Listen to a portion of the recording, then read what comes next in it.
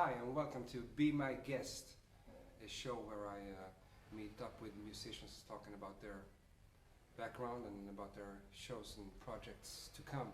And today I'm very happy to introduce to you Björn Ingelstam, Thank you very much. a Swedish trumpeter and singer based in Paris. So to start with, I would like to know a little bit more about your background. Where did you grow up? Where did you start to play the trumpet? Was the trumpet your first instrument? Yeah, so I grew up in Helsingborg in the south of Sweden, and I have a father that's a jazz trombone player. So I kind of got exposed since very early to acoustic music of different forms, and fell in love with the drums first, as most kids do, and then since my parents got kind of irritated with that, they put other things in front of me, and I played a little bit of piano, played flute, played different instruments, and then all of a sudden I discovered the trumpet or the cornet at that time, and fell in love also with the music of Louis Armstrong. So since then it was trumpet for the main, Nice. as my main instrument. Okay. So did you study at some school? Did you get some formal training?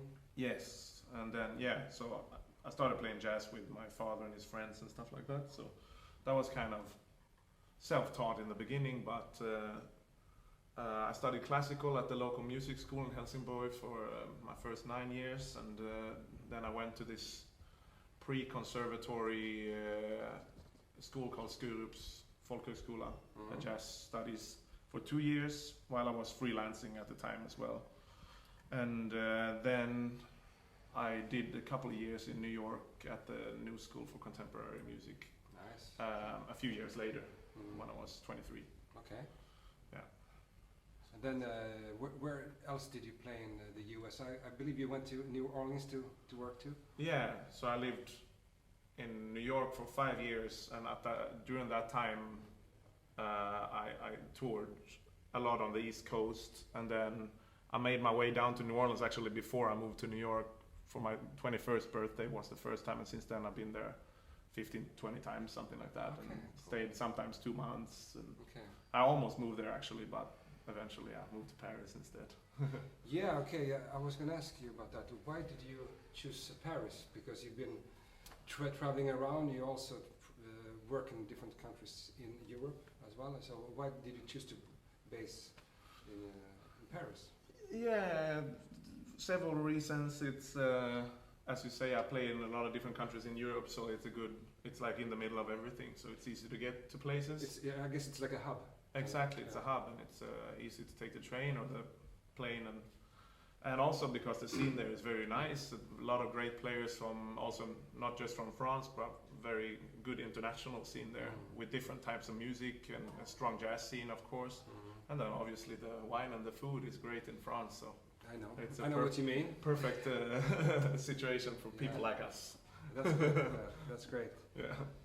So apart from the trumpet, you also sing and you play some drums, sometimes some piano. Yeah, a bit of trombone. Yeah, Trombone too. Whenever Okay. it's called upon. Yeah.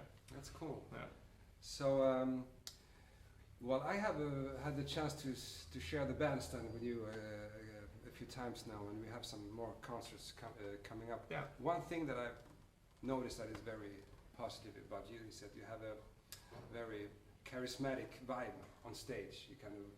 It's very positive, and you want to have fun. It's like good quality music with good musicians, but it's also about having fun and connecting with a crowd. It's not always that common with serious jazz musicians. Sometimes they're actually too serious, but you kind of have that, positive, charismatic, let's have fun vibe. Is that something that you've been thinking about, working on?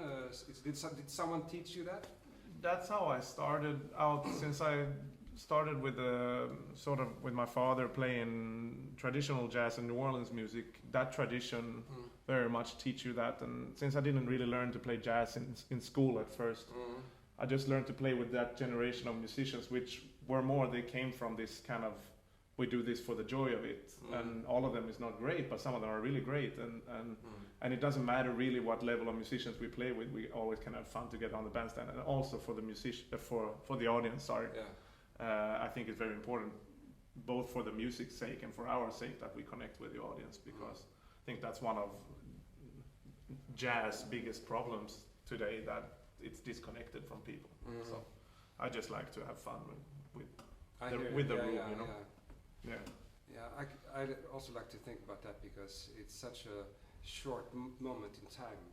The moment that you share with the audience, like 1 hour or 2 hours or whatever, and you spend so much time traveling and preparing for shows, and then when you're there, it's like this social experiment. Yeah, exactly. Yeah, connecting with the people. You know, they come there to have fun, and they give you, you know, their attention, and they listen. So it's they give you the feedback, and then, you know, we all have a good time together, right? Yeah, even if we play music on a high level, if we say that, like, we can still make it accessible for people, and of course, both through the way we are, but also the way we play together. They always gonna connect better with the band. I think that seems to connect together and have fun with each other. It's a big part of the package. I totally agree. For me, that is kind of the essence of jazz. Yeah, exactly. It's social music, as Miles said. Exactly. Yeah. Yeah, so I've noticed that you are a big fan of Zlatan Ibrahimovic, the soccer player who just retired from professional football. He's also from the south of Sweden, as we both are. So if you would have to pick one artist in music who could be like the Zlatan of music, who would that be? It's hard, because Zlatan is so unique, as you know. I think he's an artist in his own right, and an improviser as well within his media, that is football. But if I can pick one, you know, especially as a trumpet player, it's hard to get around Miles Davis. You know, has that, you know, his own way of doing things, and his own way of communicating also with the public, and has that believe in himself, you know. So I would say Miles, actually, and with all respect to both of them, because they're very individually great, you know. But I would say that, Good one. Yeah. Thank you. Thank you. So Björn, tell us, what do you have coming up this summer? We have a few gigs with Soul Station, and I guess you have a bunch of other things coming up too. Yes. Yeah, so first and foremost, we're coming to Nice I'm coming to Nice to play with the Soul Station around the 22nd of July, I believe. 22nd to the 25th, and we do a few gigs around in Provence, around the Nice area. And that's gonna be really cool. We did something like that last year as well. It was very appreciated, both by us and the band and the audience, it seems. So it's gonna be nice to do it again. And then I'm also arranging my own jazz festival in Sweden in the middle of August, and that's a lot of work, but it's gonna be fun. And it's called Ödoka Jazz Festival, and you will be playing there as well. Yeah, I'm very happy to, and honored to play with a great Anders Bergkrans on trumpet. The great one and only. Yes. So that will be a great highlight. And then I'll be a lot in Scandinavia in the summer. I tend to go back there when it's too warm in France. So I'll do Copenhagen Jazz Festival as well, and some other smaller ones. Nice. So that's sort of in the nearest future what's happening.